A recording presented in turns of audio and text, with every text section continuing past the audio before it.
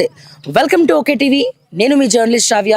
ముందుగా okay TV ప్రేక్షకులందరికీ నమస్తే. మనం ప్రస్తుతం ఖమ్మంలో ఉన్నాము.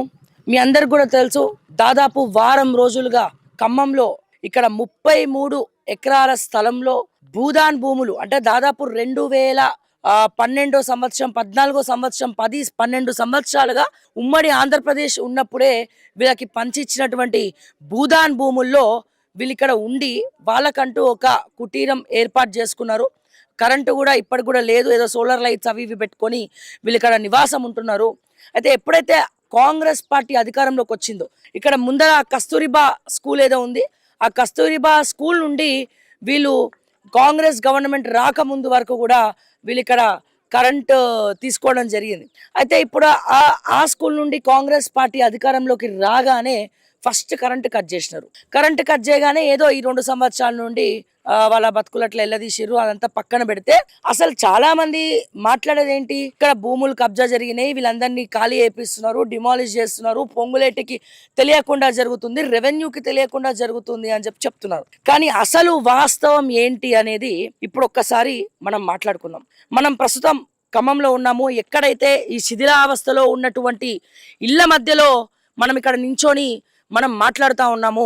మీరు చూస్తూ ఉండొచ్చు, ఇప్పటి మొన్నటి వరకు హడావుడిగా నివాసం ఉండేవాళ్ళు, కానీ ఇప్పుడు ఒక శ్మశాన వాటికలాగా దీన్ని తయారు చేయడం జరిగింది. మొత్తం బుల్డోజ్ చేయడం జరిగింది.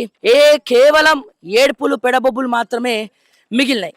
అయితే బుల్డోజ్ బుల్డోజ్ బుల్డోజ్ అనే మనం మాట్లాడుకుంటున్నాము.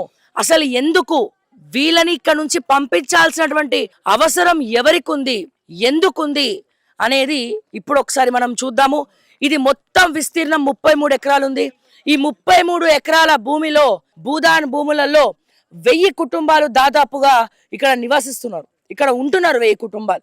ఈ రోజున ఇక్కడ బుల్డోస్ కి కారణం వీళ్ళకి చెప్పేది ఏంది అంటే, ఇక్కడ వరంగల్ అమరావతి నుండి వరంగల్ నేషనల్ హైవే రోడ్ వస్తుంది, సో అందుకే ఇక్కడ మీరు ఖాళీ చేయాలి అని చెప్పి వీళ్ళు చెప్పినారు అంటే వీళ్ళకి చెప్పినారు. వరంగల్ హైవే వస్తుంది, అమరావతి నుండి ఇక్కడ వరంగల్ నేషనల్ హైవే వస్తుంది.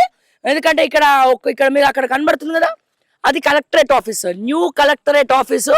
బీఆర్ఎస్ హయాంలో కట్టినటువంటి కొత్త కలెక్టరేట్ భవనం మీకు ఇక్కడ కనబడతా ఉంది. మీరు అక్కడ చూడొచ్చు, పెద్ద బిల్డింగ్. సో అది కలెక్టర్ ఆఫీస్ వెనకాల రోడ్ ఇది.